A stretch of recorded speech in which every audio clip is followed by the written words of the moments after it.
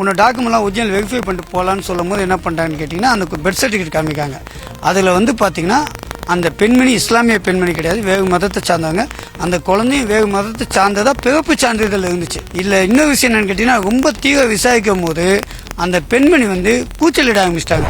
நீ சொல்லு போல எல்லாத்தையும் கூப்பிடு கூப்பிடு கூப்பிடு கூப்பிடு கூப்பிடு கூப்பிடு சொல்லு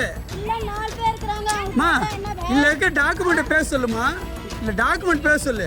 சரிம்மா, குழந்தை கிட்டத்தட்ட 1.5 மணி நேரமா தூங்கிட்டு ஏமா தூங்கிட்டுன்னு கேட்டா அதுக்கிட்ட பதில் இல்லை. எனக்கு முக்கியமான சந்தேகம் என்னன்னு கேட்டா அந்த குழந்தை பெர்த் சர்டிஃபிகேட்டுக்கு அந்த குழந்தைக்கும் சம்மந்தமே கிடையாது. 1 வயது குழந்தை தான். ஆனா பெர்த் சர்டிஃபிகேட்ல 12/12/2024 போட்டுருக்குமா. வெளியே போயிட்டு இல்லை போலீஸை கூப்பிட்டு போய் வண்டியில ஏற்றிடுவேன். என்னுடைய பேர் முகமது அலிஜின்னா, நான் தனியார் வங்கி மேலாளர். அது மட்டும் இல்லாமல் சமூக ஆர்வலாக பணி செஞ்சுட்டு இருக்கேன். பிச்சைக்காரர்கள் கைகளில் மயக்க நிலையில் இருக்கும் குழந்தைகளை மீட்பதற்காக களம் அமைத்து போராடுகிறேன்.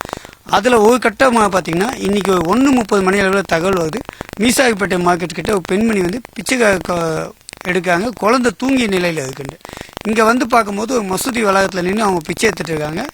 மசூதியில் தெரியும் உங்களுக்கு பாங்கு ஒலிக்கிறது, அந்த தொழுகை நடுமைகள்லாம் வந்து சத்தமாக பேசிட்டு இருப்பாங்க. அந்த மைக் சத்தத்துக்கு நல்ல கூட அந்த குழந்தை அசைவற்று 10 கையில் இருந்துச்சு. அந்த பெண்மணி அணுகி கேட்கும் போது என்ன சொன்னான்னு கேட்டால் என் குழந்தையோட பேர் ஆமினா, குழந்தை வந்து 1 வயசு குழந்தை அப்படின்னு சொன்னாங்க. அப்போ நான் சொன்னேன் உங்கள் குழந்தையோட பெர்த் சர்டிஃபிகேட், உங்களோட ஆதார் கார்டு, கணவரோட ஆதார் கார்டு இதெல்லாம் கொடுத்தீங்கன்னா எங்கள் நண்பர்கள் மூலிமா நாங்கள் ட்ரஸ்ட்டு சோசியல் ஒர்க் பண்ணுறோம், நாங்கள் பணம் கொடுக்குறோன்னு சொன்னேன். அப்போ எதுவுமே இல்லை எங்கிட்ட எல்லாம் வீட்டில் இருக்குன்னு சொல்லி என்னை விட்டு நழுவி போக பார்த்தாங்க. நான் போய் உங்கள் ஃபோன் நம்பர் தான் கொடுங்கம்மா, நாங்கள் ஃபோன் பண்ணி வீட்டுக்கே வந்து நன்கொடை கொடுக்கணும் வேணாம்னு சொல்லி போகப்பட்டாங்க.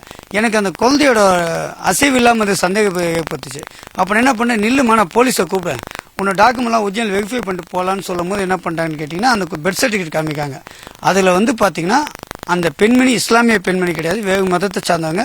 அந்த குழந்தையும் வேறு மதத்தை சார்ந்ததா பிறப்பு சான்றிதழ் இருந்துச்சு. பிறப்பு சான்றிதழ் வந்து யோகேஸ்வரன் இருந்துச்சு.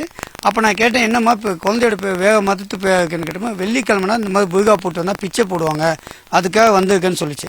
சரிம்மா, குழந்தை கிட்டத்தட்ட 1.5 மணி நேரமா தூங்கிட்டு ஏமா தூங்கிட்டுன்னு கேட்டால் அதுக்கிட்ட பதில் இல்லை. இல்லை சாப்பிட்டு தூங்குது. ஆனால் அந்த வீடியோ ஃபுட்டேஜ் இருக்குது. அந்த குழந்தை வந்து உடம்புல அசைவே இல்லை, உணவே இல்லாமல் இருக்குது. இல்லை இன்னொரு விஷயம் என்னன்னு கேட்டிங்கன்னா ரொம்ப தீவிர விசாரிக்கும் போது அந்த பெண்மணி வந்து கூச்சலிட ஆரம்பிச்சிட்டாங்க. நல்ல வேலை என்னை சுற்றி இருக்க இந்த வட்டார பகுதியில் வந்து நிறைய பேருக்கு எனக்கு தெரியும், நான் இந்த மாதிரி பிச்சைக்காரங்களை ரெஸ்கியூ பண்ணுறது இதெல்லாம் பண்ணிட்டு இருக்கேன்னு சொல்லும் போது அந்த பெண்மணியை சத்தம் போட ஆரம்பிச்சிட்டாங்க. இவர் வந்து என்னை தவறான செய்கைக்கு கூப்பிடாது, என்னை காப்பாற்றுங்க, இவ என்னை வான்னு கூப்பிடாதுன்னு சொல்லிட்டு என்னை கிண்டல் பண்ணுறாங்க. ஐயோ காப்பாற்றுங்க பாய் பாய்ன்னு கத்த ஆரம்பிச்சிட்டாங்க. நல்ல வேலை சிங்கப்பெண்ணோட முதல் நடவடிக்கைக்கு சென்னைக்கு நான் பலியாகி இருப்பேன். நான் செஞ்ச ஒரு நல்ல விஷயம் நான் காப்பாற்றுச்சு. நான் வீடியோ ஆன் பண்ணி பாக்கெட்டில் போட்டு போயிருந்தேன். அந்த பெண்மணி நான் வீடியோ வச்சுக்கிறது தெரியாமல் என்ன பண்ணுறாங்க, என்னை காப்பாற்றுங்க காப்பாற்றுங்க. அந்த படத்தில் வரும்போது என்ன பண்ணுறாங்க,